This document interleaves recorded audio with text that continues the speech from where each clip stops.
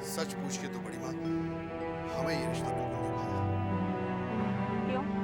क्या कमी? हमने सब पता कर लिया है। हाबुल दत्त एक कोयले का व्यवसायी है।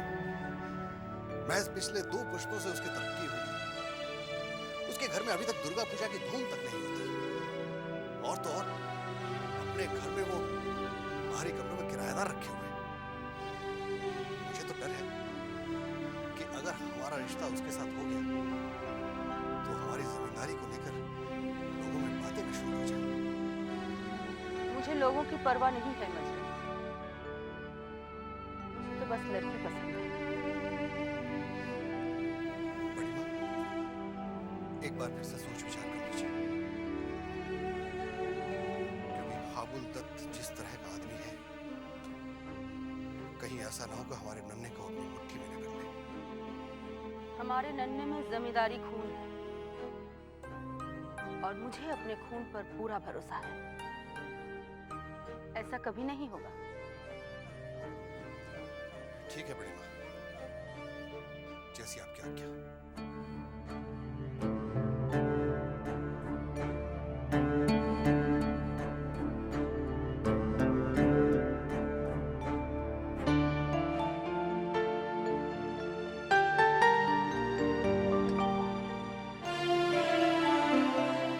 भूतनाथ बाबू, ऐसा लगता है जैसे हमसे आपका कोई रिश्ता ही नहीं रह गया। बिना चिट्ठी डाले तो आप आते ही नहीं हैं। पिताजी की तबीयत भी ठीक नहीं रहती। दिन ब दिन वो अजीब अजीब बातें करने लगे हैं। हमेशा आपको याद करते हैं। उस दिन आप बिना मिले चले गए थे। उन्हें आपसे कुछ जरूरी काम था। उसे लेकर वो बहुत चिंतित है। चिट्ठी मिलते ही तुरंत चले आइए। जब आप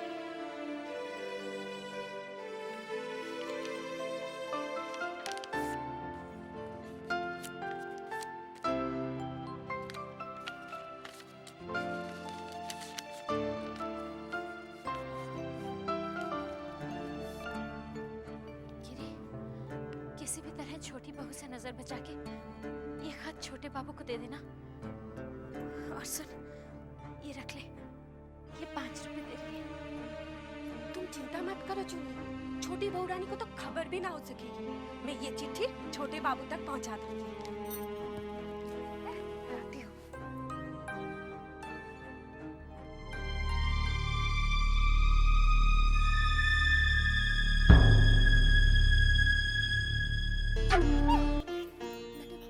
कहाँ थी तू? मैं कितने दिन से तेरा इंतजार कर रहा हूँ। अरे यहाँ कहाँ छुप के जा रही थी? नन्हे बाबू, आज मेरी तबीयत ठीक नहीं है। मैं कल आ जाऊंगी। तबीयत ठीक नहीं है? ठीक तो लग रही है। ये शराब का मजा खराब मत करा।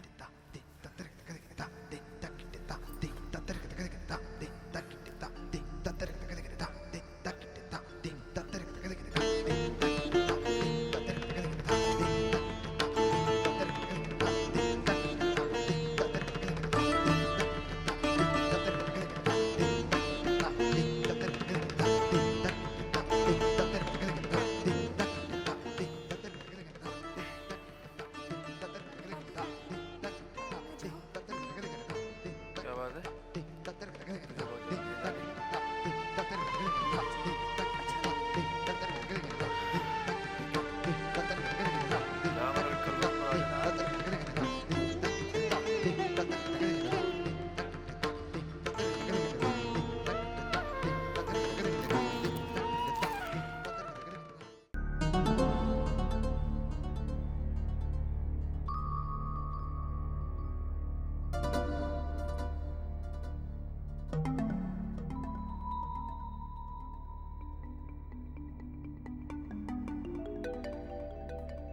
छोटे बाबू,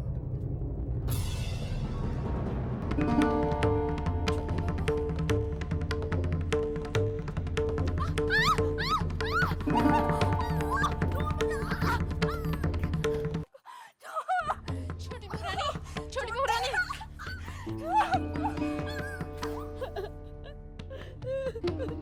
ये क्यों शोर मचा रही हो? छोटे बाबू सो रहे हैं। ये उधर खिड़की से छोटे बाबू को आवाज दे रही थी। छोटी बहू, वो मैं ये क्या छुपा रही है? क्या छुपा रही है? नहीं, कुछ नहीं छोटी बहू, कुछ नहीं।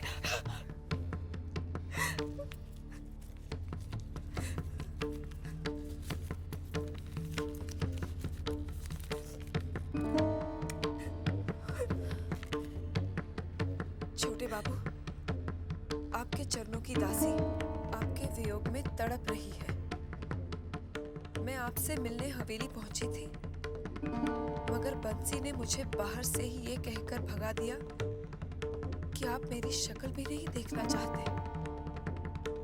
मैं आपकी चिंता में दिन रात घुलती जा रही हूँ।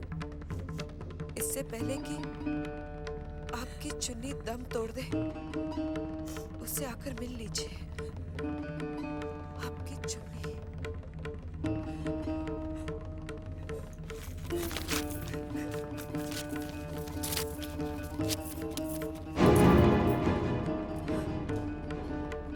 तेरी ये सब करने की हिम्मत कैसे हुई?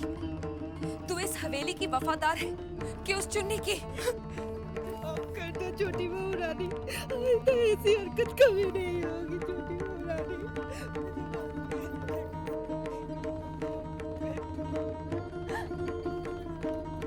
आइंदा ऐसी हरकत मत करना, नहीं तो तू जानती है ना कि हवेली के पिछवाड़े तेरे जैसे न जाने कितने गद्दार जिंदा दफना दिए गए हैं। नहीं नहीं छोटी बहू रानी, चली जा यहाँ से, चली जा।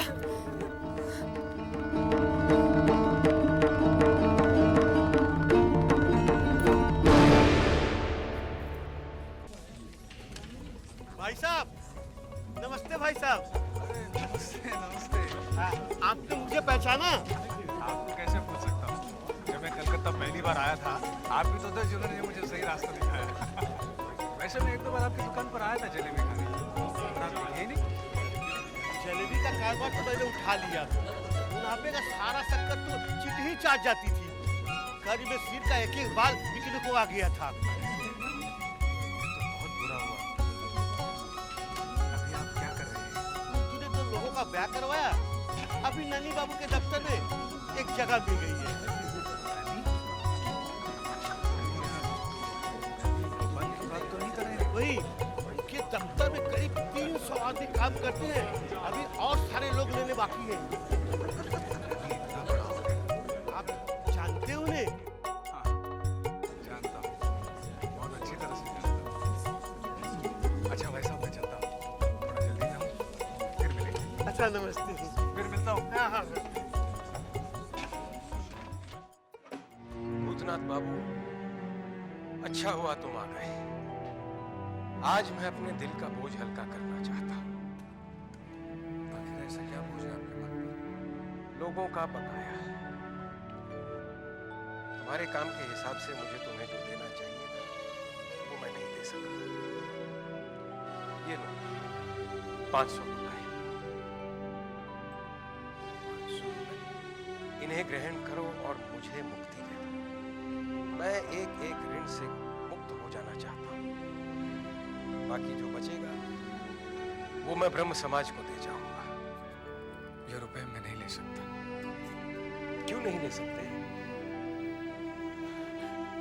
मुझसे एक अन्याय हुआ है। भूतनाथ बाबू, तुमसे कभी कोई अन्याय हो ही नहीं सकता। जबा जानती है मुझसे क्या अन्याय हुआ है। जबा? जबा बेटी, ये भूतनाथ बाबू क्या कह रहे हैं?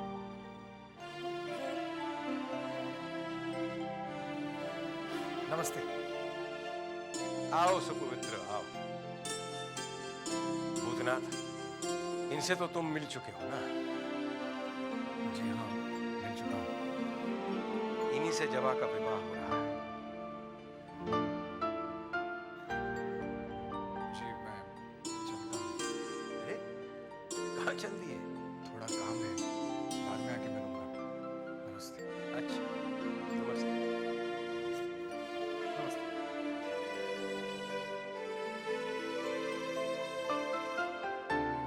अरे, भूतनाथ बाबू। भूतनाथ बाबू, क्या है रतन? आपको दीदी बुला रही हैं।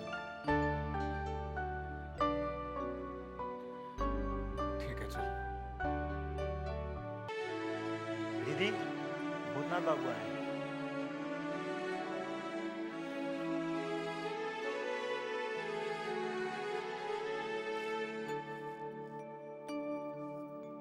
तुम ये भूल गए थे। नहीं, मैं भूला नहीं। तो इसे इस तरह छोड़ जाने का मतलब? आप रख लीजिए। तुम मुझे दान देकर जा रहे हो। मेरी इतनी हैसियत कहाँ कि मैं आपको दान दे सकूं। ये रुपए मैंने आपको दहेज में दिए। दहेज? मैं तुमसे दहेज क्यों लूं? तुम्हारा और मेरा संबंधी क्या है?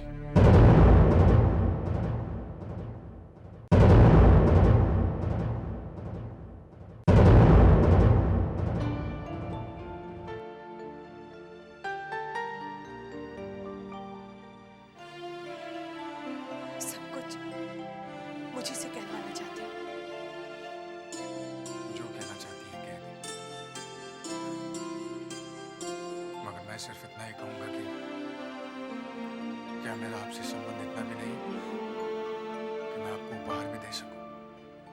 उपहार लेने में मुझे कोई एतराज नहीं है, लेकिन इन रुपयों की जरूरत इस वक्त मुझसे ज्यादा तुम्हें है।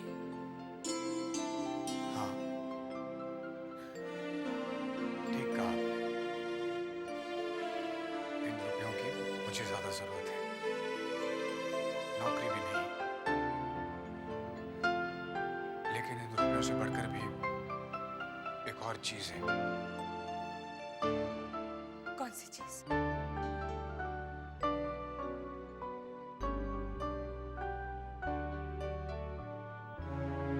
बोलो भूतनाथ, कौन सी चीज है वो?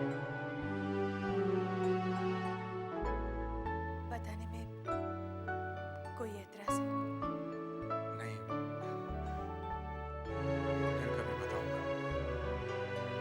शायद फिर बताने का मौका नहीं है। मैं मौका निकाल लूंगा। और कहीं सुनने का समय निकल गया तो?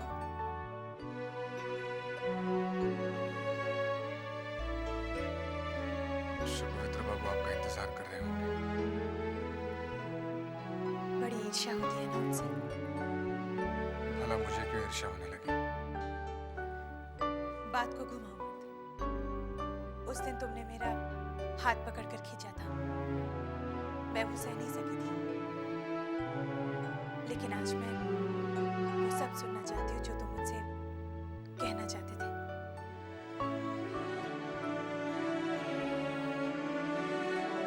इस तरह खड़े खड़े पल भर में जवाब नहीं दिया जा सकता। जवाब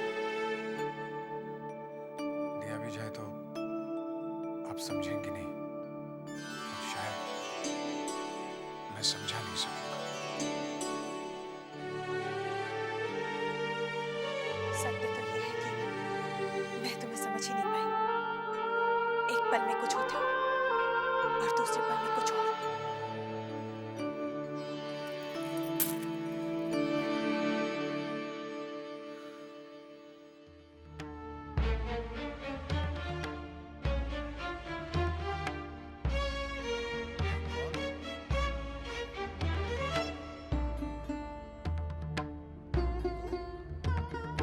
कहाँ गई थी? कहाँ से आ रही है?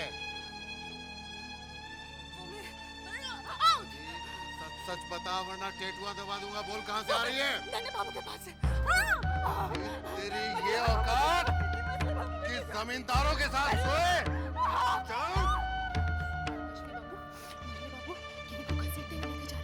क्या? हाँ, अपने उसे नन्हे बाबू। तेरी हिम्मत कैसे हुई? चल। अरे अरे अरे अरे अरे क्या हुआ? क्या किया इसने? अरे ये पूछो क्या नहीं किया। दासी होकर रानी बनने के सपने देख रही है, अपने नन्हे को बिगाड़ रही है। आपका नन्हे में कोई दूध का धुला हुआ नहीं है। आपको उसका मैलापन क्यों नजर आने लगा? वो आपका खून जो ठहरा। मछली बहू, मैं पूछती हूँ आपसे, आखिर जिम्मेदारी की कौन सी परवाह जिसमें सारा कसूर औरत के ही मत्थे मढ़ा जाता है? मर्द पृथ्वी करे सब माफ।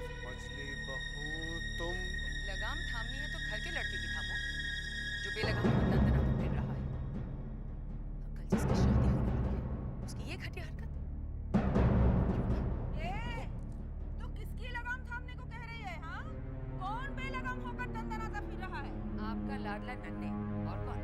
अरे चुप कर। इस शहर में औरतों की कमी है क्या? या इस घर में पैसों की? जो मेरा बेटा इस गिरी हुई गिरी पर गिरेगा। बेटा किसका है? देख मछली, बड़े बाबू तक पहुंचेगी तो ठीक नहीं होगा। हाँ, अरे उन्होंने तो एक एक रात में 1-1 लाख रुपया फूका है। तेरे बाप ने कभी ऐसा फूका है? और तेरा बाप तो क्या, तेरी 7 पुश्तों में किसी ने नहीं फूका होगा। बहुत हो गया बड़ी दीदी। मैं आपकी इज्जत करती हूँ तो इसका मतलब ये नहीं कि आप मेरे खानदान तक पहुंच जाए। मैं खोलने पर आ गई ना तो सब कुछ खोल के रख दूँ। जबान को लगाम दो मछली बहू।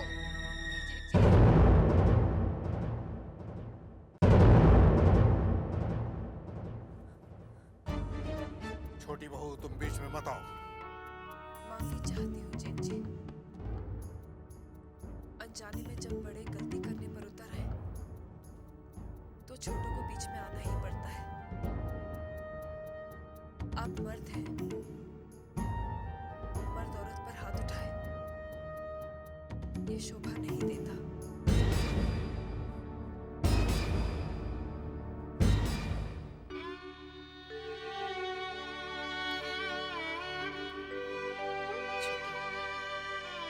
मैं हमेशा तुझे छोटी ही समझती आ रही थी, लेकिन आज तू मुझे बचाकर बहुत बड़ी हो गई। नहीं दीदी, आपकी नजरों में मैं छोटी थी और छोटी ही रहूंगी। मैंने हमेशा आपको अपनी दीदी ही माना है। समझ न सकी, मुझे माफ कर दे।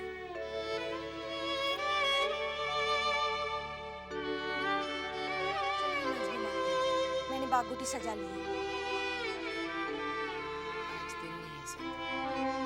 ऐसा मैं पहली बार सुन रही हूँ कि बागोटी के लिए आपका दिल नहीं कर रहा है। ऐसा आज हुआ भी तो पहली बार सिंधु। मालकिन, आपको बहुत दुख पहुंचा है ना? दुख इस बात का नहीं है कि मछली बाबू ने आज मुझ पर हाथ उठाया। दुख इस बात का है कि जिस छोटे को मैं हमेशा ताने मारा करती थी वो आज कितना बड़ा काम कर दिखाया। छोटी मालकिन भले ही गरीब घर की लड़की है, लेकिन उनका दिल बहुत बड़ा है। मैं खुद की नजरों में जैसे गिर गई हूँ। जिस छोटे से मैं हमेशा नजरों में नजरें डालकर बात करती थी, आज उससे नजरें मिलाकर भी नहीं बात कर सकती। अब ऐसा क्यों सोचती हैं मालकिन? यही सोच सोच कर मैं शर्म से गड़ती जा रही हूँ। छोटी को मैंने इतना सताया, उसको इतना दुख पहुंचाया, और उसने मेरे बारे में हमेशा अच्छा सोचा, हमेशा मेरी इज्जत